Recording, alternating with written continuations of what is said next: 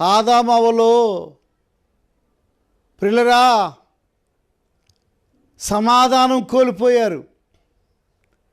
అయితే కోల్పోయినటువంటి ఆ సమాధానాన్ని యేసుక్రీస్తు ప్రభువారు శిలువ బంధము చేత మానవులకి దేవునికి ప్రియులరా మధ్యవర్తిగా ఉండి ఆయన ఏం చేశాడు?